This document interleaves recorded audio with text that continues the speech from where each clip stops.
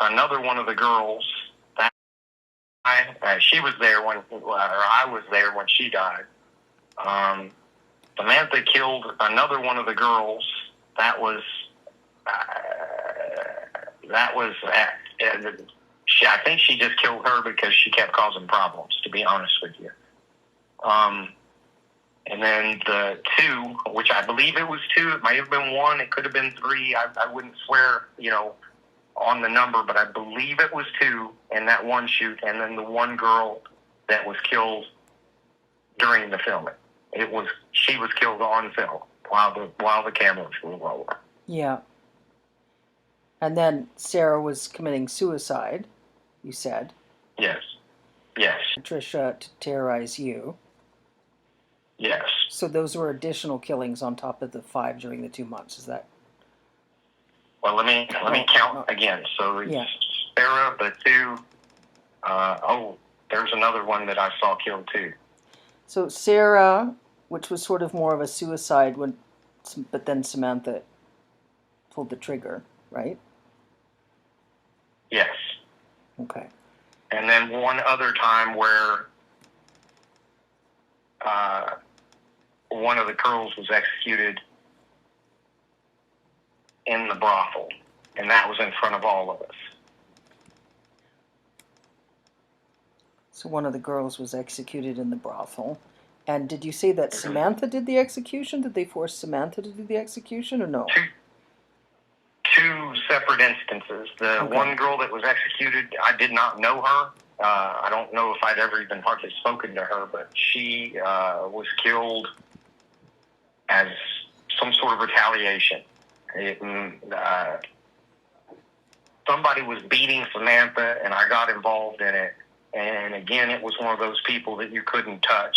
So they came and they didn't kill me. They didn't kill Samantha. They just killed this other girl.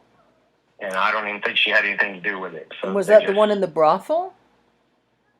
That was one of the ones in the brothel, yes. And then Samantha killed this other girl just because she had beat up one of the other girls, and she kept stealing stuff, and she kept trying to cause problems with the people running it, and she murdered her.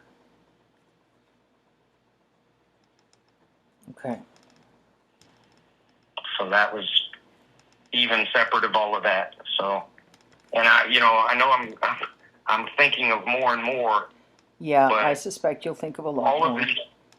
All of these things are kind of compartmentalized a little bit, so I'm thinking, okay, this happened, Yeah, it's okay. Well, I understand. There's a lot. You've been through a lot, and you're trying to diligently remember, and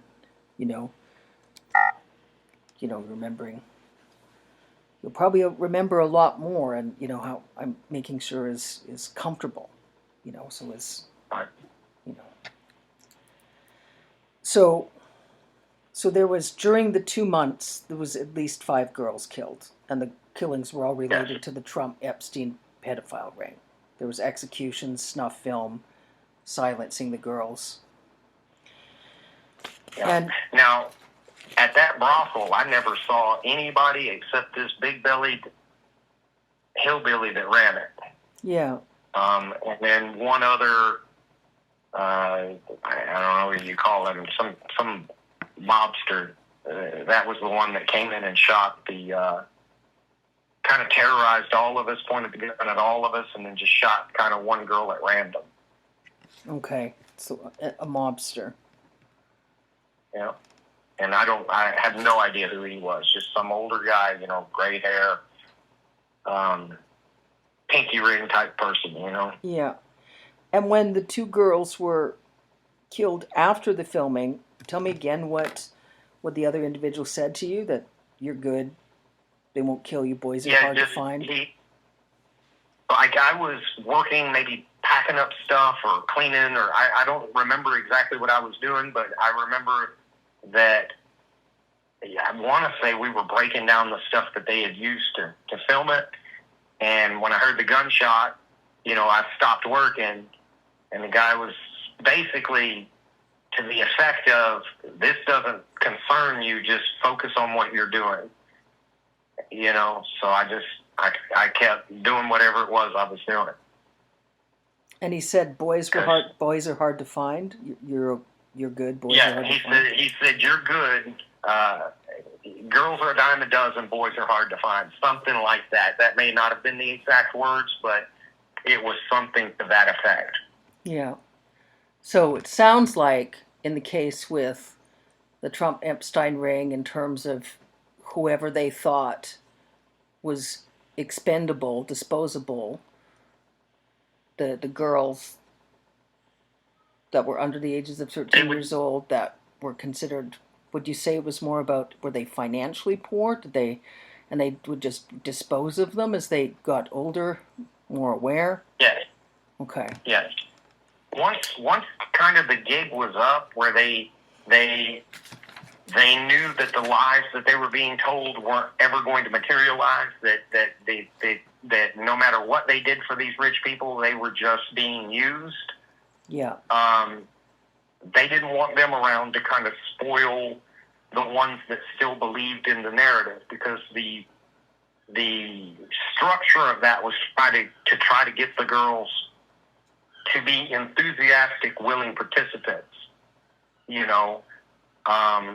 for these rich people. And once they had reached a certain level of trauma, then they just kind of had no use for them. Okay. So, from your experience, all the girls that